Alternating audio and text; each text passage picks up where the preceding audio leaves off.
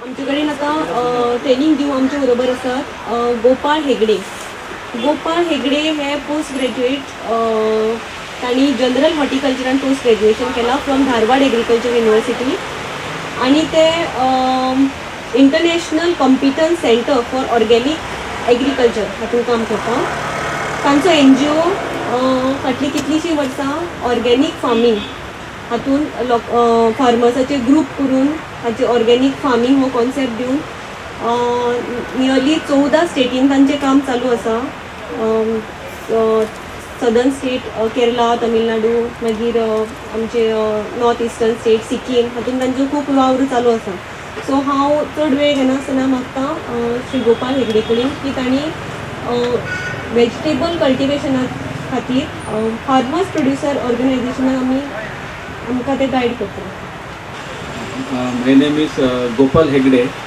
I work for an organization called ECOA, that is International Competency Center for Organic Agriculture, based out of Bangalore. But my hometown is very nearby. I belongs to Karwar district, but settled in Bangalore. Basically, this session we will be highlighting on formation of FPOs. That's a farmer producer organization. It's a relatively new concept in India. Right now in Karnataka we have established around 27 such farmer producer companies. First of all, let us understand what is a farmer producer company. In one sentence, if I want to explain, it's nothing but farmers with the same interest coming and joining hands in a common platform. Like if in a village, if some farmers are growing vegetables, then they can come together and form an FPO. If some of the farmers they are into the cultivation of mango or coconut, or it could be cashew nut, basically he should be a producer. Producer in the sense he should be a farmer.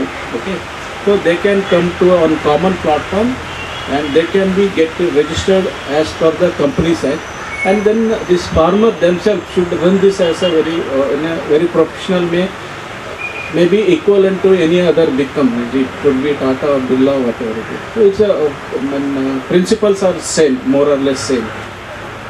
Here a farmer producer company, the basis is the farmer's interest. The moment I say farmer or common interest, then we have to make them into the groups. Then how many can be there in a farmer interest, farmer producer group?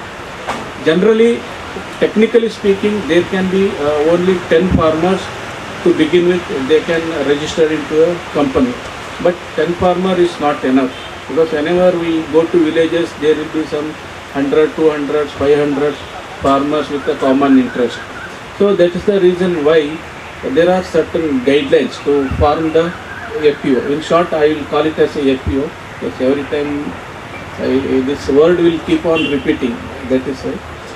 So in Karnataka and other places, we follow the model of FPO with 1,000 farmers. You see, it's not that all the 1,000 farmers are mobilized in one stretch. Initially, we make the farmers into the smaller groups of 20 numbers. So like that, in a FPO of 1,000 members, there will be around 50 farmers. Why it is so? To mobilize 1,000 farmers, it is not an easy task. It's a Herculean task, because externally, the moment I say mobilizing 1,000 farmers, it looks very simple. But when it comes to the collection of share capital, we collect about 1,000 rupees per farmer as their share capital. It's very big task. It is not that easy. So we have decided, as per the SFAC guideline. SFAC is a central government organization. The full form of that is Small Farmers Agribusiness Consortium. It is again a society registered under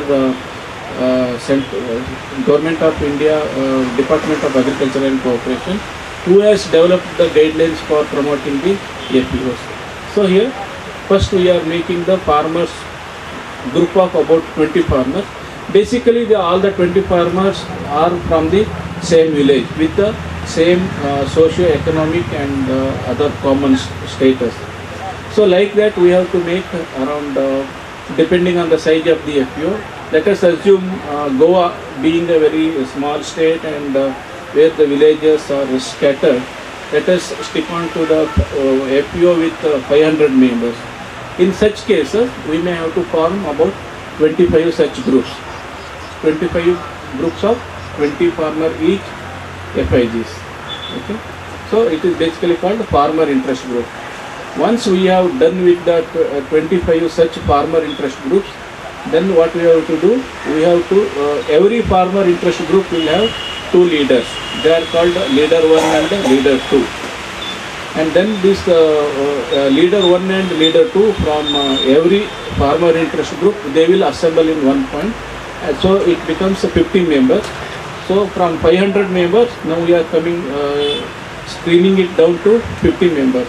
This 50 members group, that means leader 1 and leader 2 of each FIG group, they will be called as executive body. So these 50 members will select their own management committee. Management committees generally will have about 15 members. They are also called board of directors. You can call them as directors or the management committee members. This 15 management committee members, they will select one among them as the president of the FPO. This is how a structure looks like. So once the farmer producer company is finalized, the next step would be the registration part of it. How to register it? Generally, there are two ways of registering a FPO.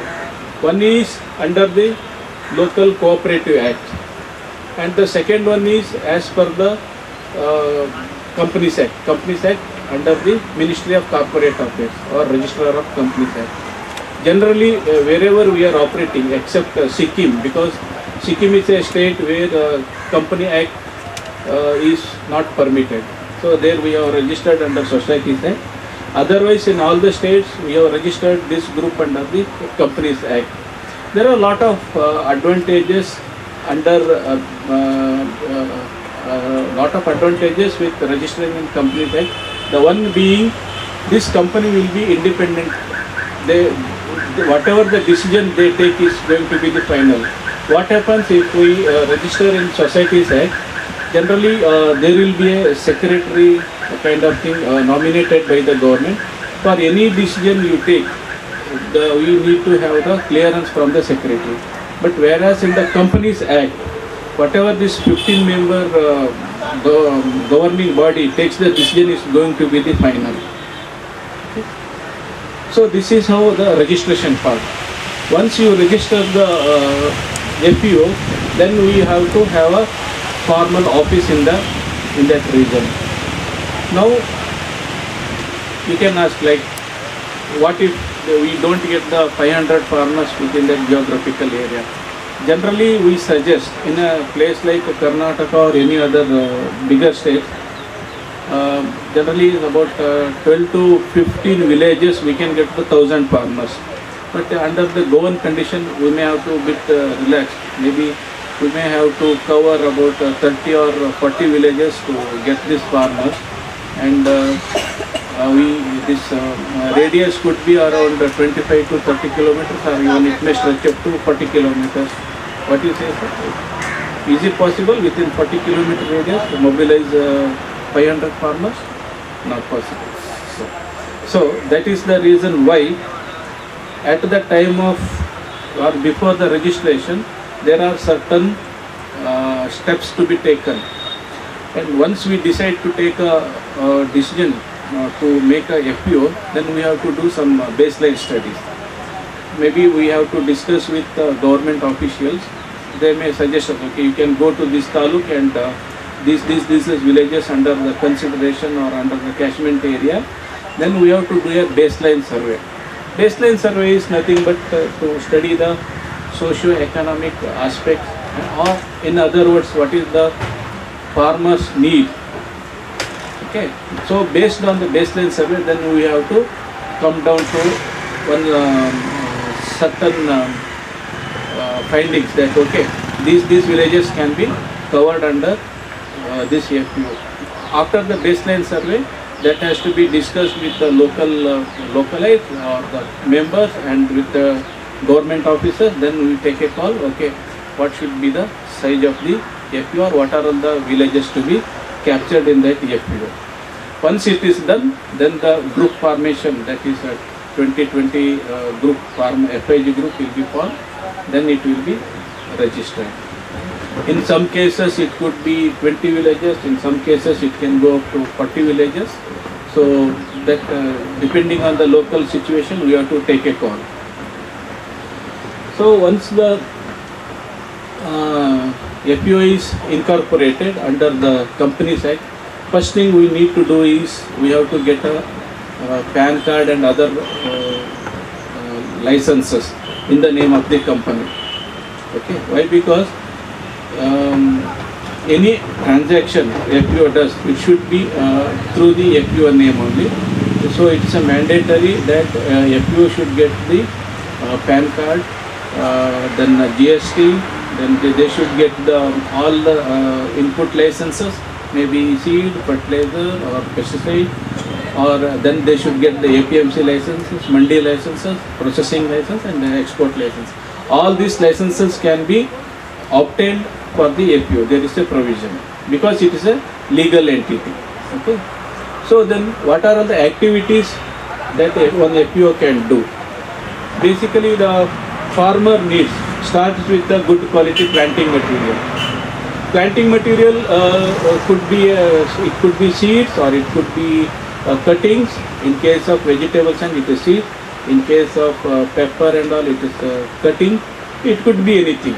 So once you get the license in the name of the FPO, FPO can start the business of any inputs. Okay, this is the one major activity of the FPO.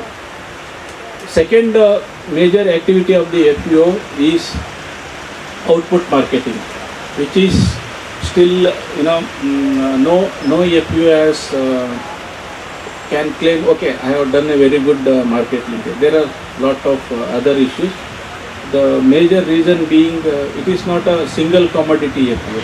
Because somebody grows tomato, someone grows beans, few farmer grows some other crop.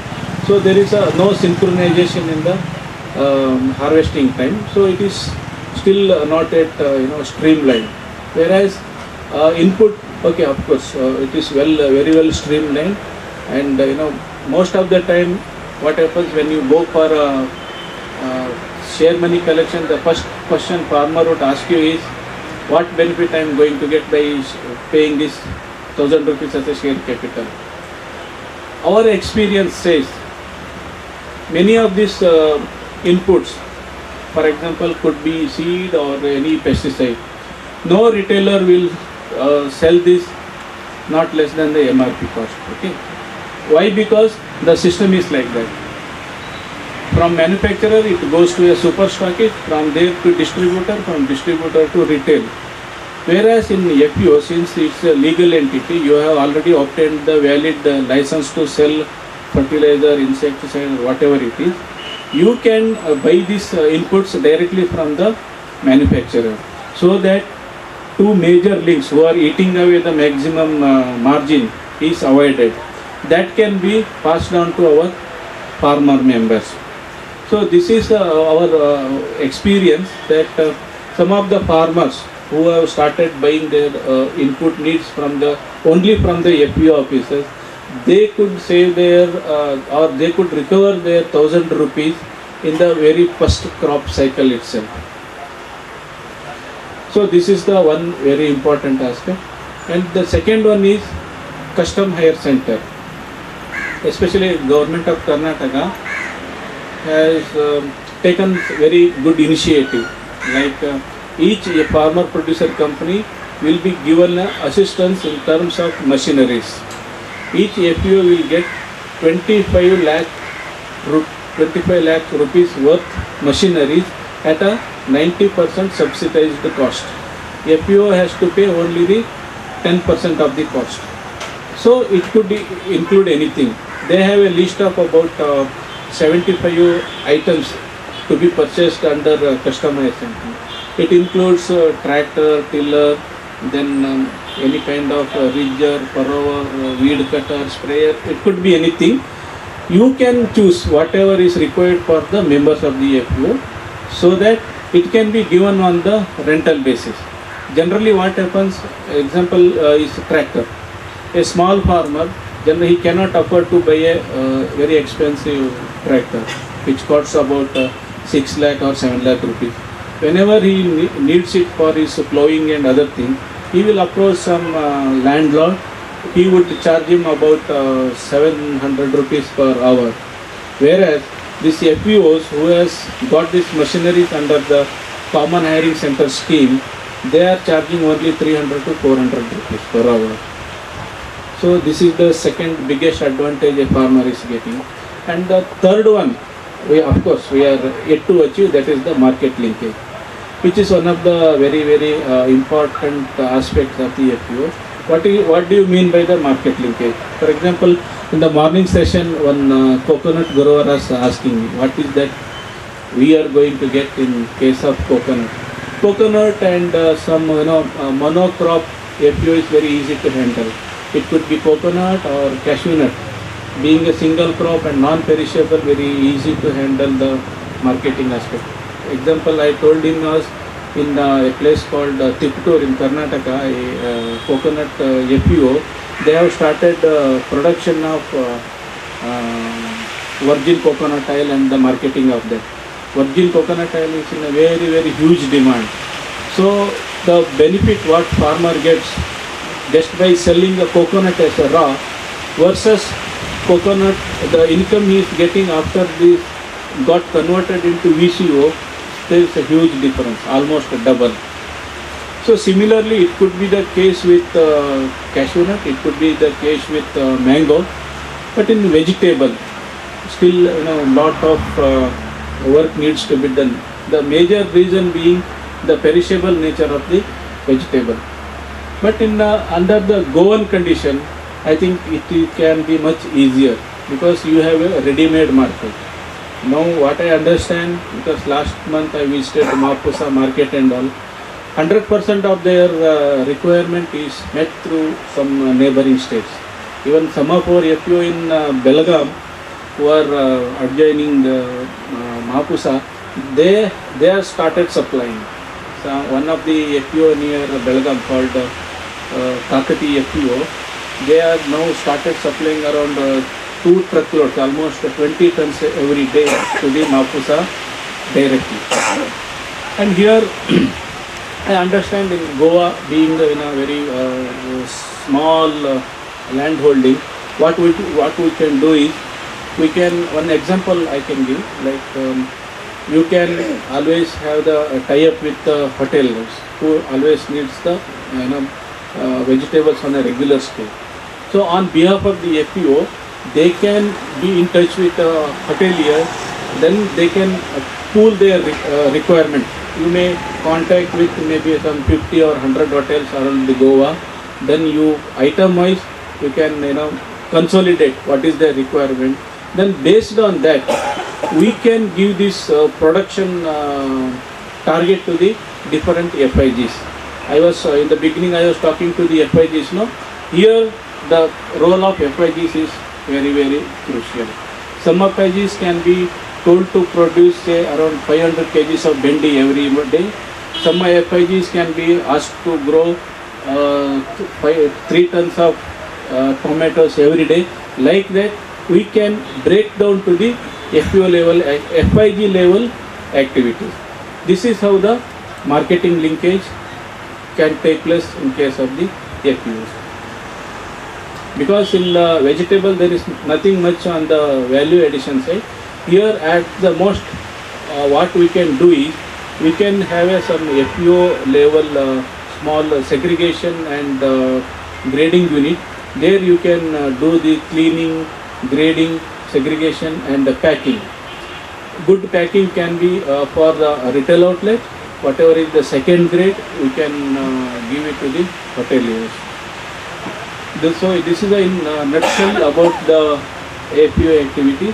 And next session we will go to the some of the benefits that FPO can get from the SFAC or any other government. Before going to that, maybe this session is open for discussion. Yeah, marketing cooperatives, they have some limited powers. Okay, they cannot cross over their geographical territory. Whereas FPO, there is no such geographical bounding. Once they have the legal entity of FPO registered under the Companies Act, they can go to any corner of the country and do the business. Whereas cooperative society cannot do that. And here, whatever the decision is taken by that 15-member committee is the final. Whereas in cooperative society, there will be some government holding. The decision needs to be approved by the government again. So if you are, then I think I will go to the next session. Okay. There are certain supports given by the government, maybe state government or central government. So as I told you, this management committee members, 15-member committee or one chairman or president of the FPO, they are basically the farmers, because it's a totally democratic way who the members themselves are selecting the board of directors, then board of directors are selecting the president. So they don't have the much exposure on the company activities side. But this project is only for the 3 years. So definitely 3 years may not be sufficient to train the board of directors and the other leaders in the FPO on the running the business side. Why? Because mobilizing the farmer itself may take about 6 months to 8 months or maybe 1 year period. We don't know, depending on the response from the farmer. Let us assume it takes about 8 months to mobilize required number of farmers. Then we have to go for the farmer registration with the company.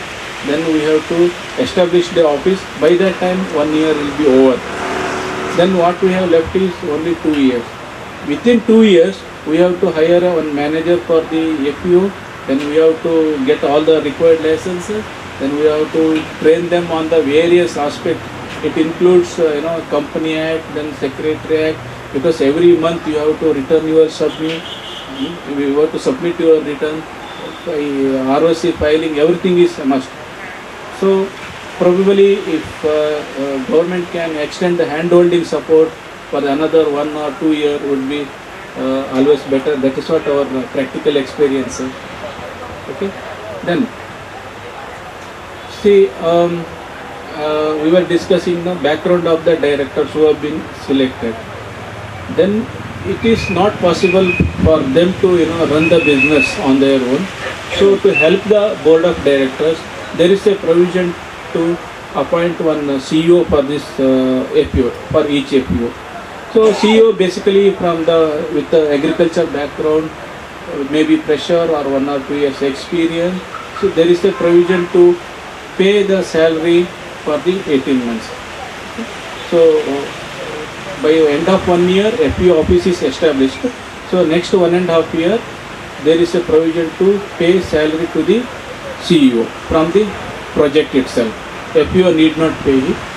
And there is also a provision to take care of the office expenses like office furniture, buying a computer for the office, buying a small furniture for the offices and all. So in between, CEO and all the board of directors will be given lot of trainings on the Company Act and all. They will be taken to some other FPO way who is doing very well. It's called exposure visit. All sort of things are there. Then comes one important thing called equity grant. What is that equity grant? As we discussed, let us assume it's a 500-member FPO. Each farmer would have given 1,000 rupees. That means paid up capital of the company is 5 lakh rupees. Okay. Once you successfully start running the business, there is a provision that we can ask the SFAC to give the another 5 lakh rupees matching your capital. That is called equity grant or the matching grant. We have to convince the SFAC that this FPO has successfully established, it has successfully mobilized 500 farmers, it has successfully started running the business. Once it is convinced and there is some documentation, SFAC will give matching grant equivalent to your paid up capital. This is the one thing. And now comes, what if a FPO wants to start a big scale business, or maybe some 50 lakh rupees or 60 lakh rupees worth business. For that also there is a provision. SFAC is sitting on a very huge venture capital assistance. There is a scheme called Credit Guarantee Fund System, wherein any FPO who comes out with a very good business model, because here what happens, FPO is just a 2-year-old or 3-year-old, and whenever you approach a nationalized bank or any private bank with 1 crore rupees or 50 lakh rupees budget, the first question they would ask you is, what is the collateral security you are going to give me? But FPO doesn't have that collateral security. So under these circumstances, SFAC will come to your help. I told you there is a scheme called the Credit Guarantee Fund System. Any FPO, for example, let us say coconut, who wants to do this processing of coconut for the production of VCO, that is virgin coconut oil, they may require about 60 lakh or 70 lakh rupees. If you can make a very good business plan and if you can convince a SFAC, they can give you the loan up to a maximum limit of 1 crore. Then again you may ask, who will give you the guarantee or the collateral security? Here, if your performance is good, SFAC stands themselves as the collateral, and they will give the loan to FPO. This is the biggest advantage FPO is having. You got my point now? So FPO need not give a collateral security, but they can avail a loan from the SFAC up to the 85% of the project cost. Of course, that 15% should be borne by the FPO. The biggest advantage here is FPO need not give the collateral security. If government of India or the government of local government believes that this FPO is going to do a very good business, without security they will give the loan for the good proposals. So this is all about FPO. Yes, sir. Yeah, probably maybe 2 to 3 years after the incorporation of the FPO. Yeah. So you have to have the proper documents, like you have to submit your returns every year. You have to do this audited report for every financial year end, and you have to make a very good business plan. Based on that, they can avail these facilities. And for this, to avail this facility, there should be a minimum of 500 members in the FPO. And to get the matching grant, there should be minimum 50 members in the FPO.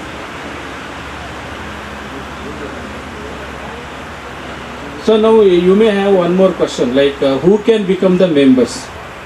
Basically, he should be an agriculture, because at the time of registration, we ask the survey numbers of each and every farmer. In case he is practicing agriculture but he doesn't have a land on his own, he also can become a member, provided he is doing the agricultural activity on a leased land. For that, documentation is required. Maybe lease agreement between you and the landlord. And if it is a, say for example, mango FPO, he need not be a mango grower at that time, because we don't, tomorrow he may plant a mango also, we don't know. But basically he should be a farmer. I thank the Department of Agriculture for giving me a chance to speak about FPO. Thank you, Saiji and Director sir and you, and for you also.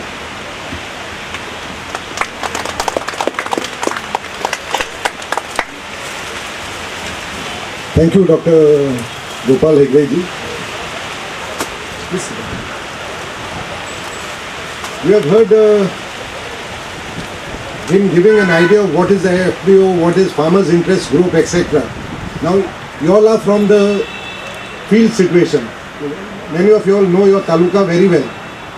Which Farmers Interest Group and Commodity Interest Group, which crops can you think of that we can start?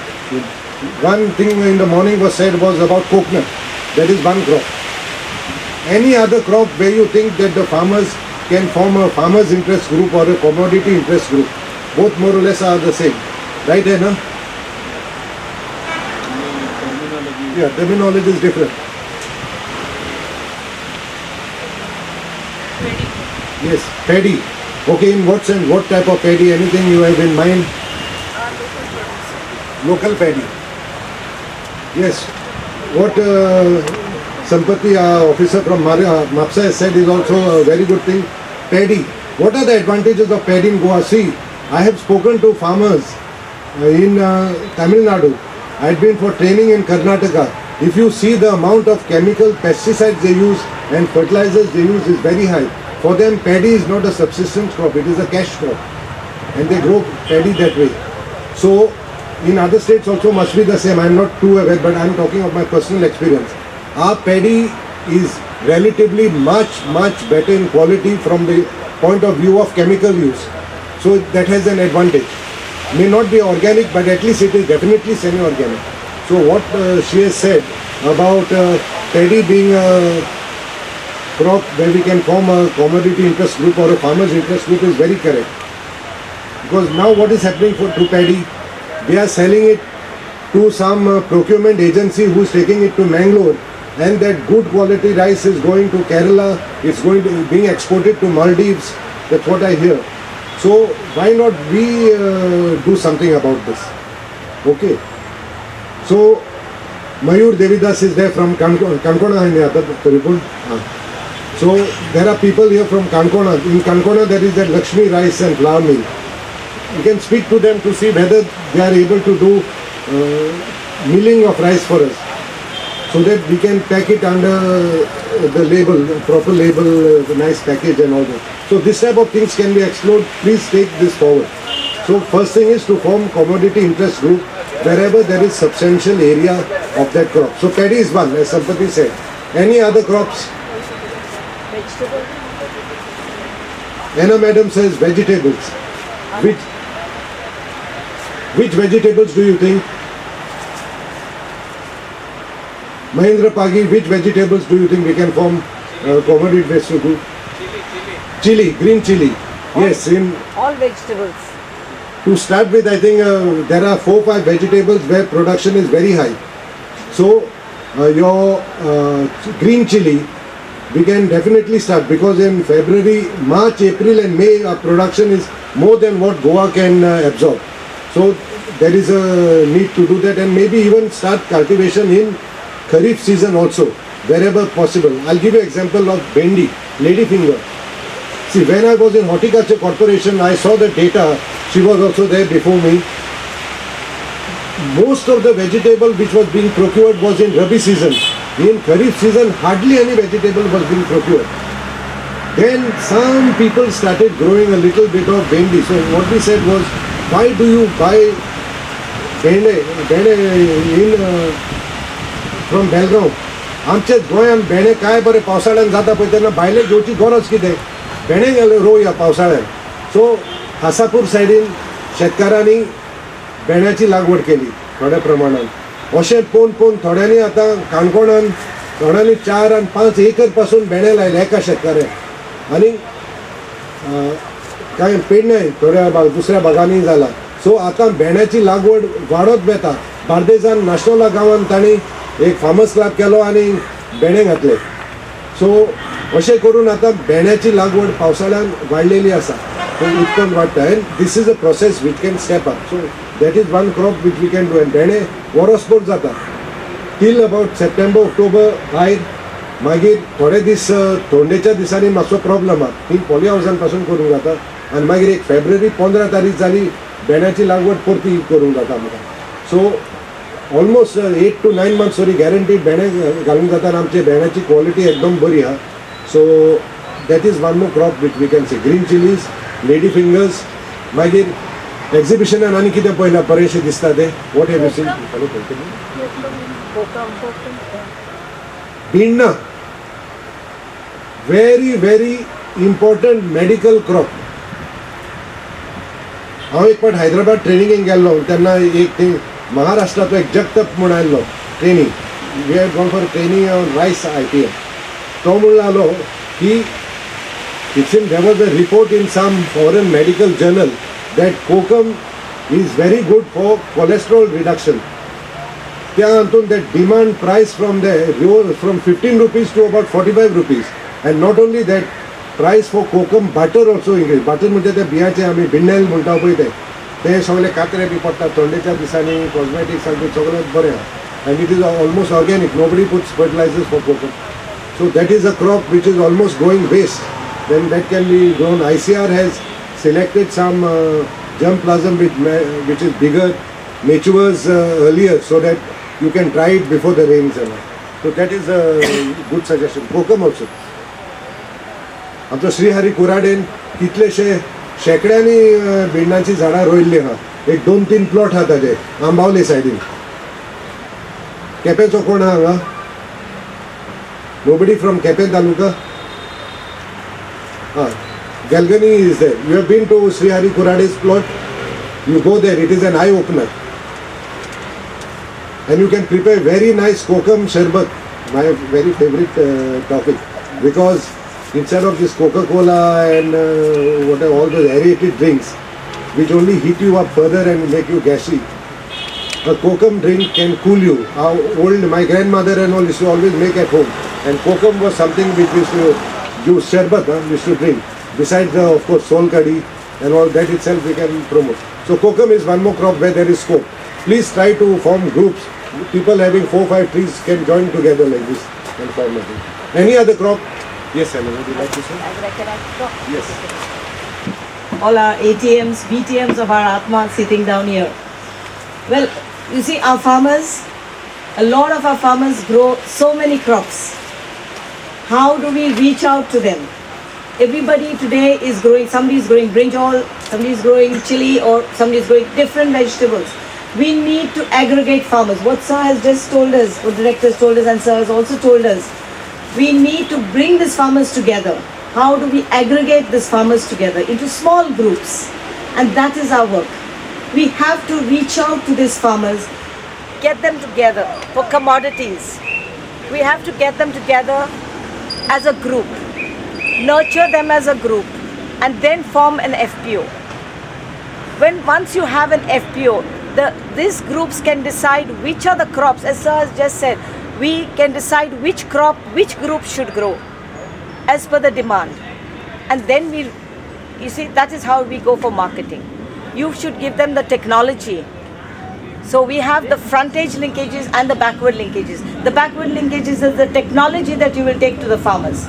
And the frontage linkages are the marketing of these vegetables. There are so many ways to market these vegetables. We can have value addition. Just take chili. Just take one vegetable that is chili. You can extract the pigment from chili. You can have dry chili. You can have dual purpose chili. You can have green chilies. So we can go for exports. Why can't we? If chilies from Maharashtra come through Goa to be exported abroad, why can't our chilies go abroad? See, this is what we have to start thinking. Why? There's brinjal. There's so much of brinjal. A month back we had people coming with brinjal because the farmers' brinjals were not being procured. There was a reason why the brinjals were not procured. by the corporation. Why do we have to depend, why do our farmers have to depend on only Goa State Horticulture Corporation? No, we can help them to help themselves to market. If we plan properly, if a group plans, if we help the group to plan properly, and that is what we are there for, to reach out to farmers to plan what is to be grown, how it is to be grown, technology and the marketing. We have to bring private partners to help them market, and that is all available in Atma. So friends, to make a difference, move out of our comfort zones, let's do something for the farmers. I'm talking to all the ATMs, BTMs, BTT members and the farmers get it. 2-3 crops have been cited. I would like to add one more crop which has been a very important crop, especially in Ponda, Bijolim as well as Saptari Taluka. See, whenever you go to market to buy some local bananas, maybe Saldadi, maybe Rasbari, what is the price we purchase usually? Nothing less than 100 rupees a dozen. But the farmer gets hardly maybe 2 rupees. Means when he sells wholesale, maybe 100 banana he gets only 200 rupees. That is only 2 rupees he gets. This is the difference between the 2 rupees and otherwise 100 rupees comes to about 8 rupees a banana. So 6 rupees is eaten by the middleman. So if this can be converged by forming FPOs or say CIGs or the commodity interest group, so all that share of profit can be directly passed on to the farmer. So this is the areas we have to really think on. This is the urge actually has been felt, and at the right time we have to form this SAG and FAOs. Thank you.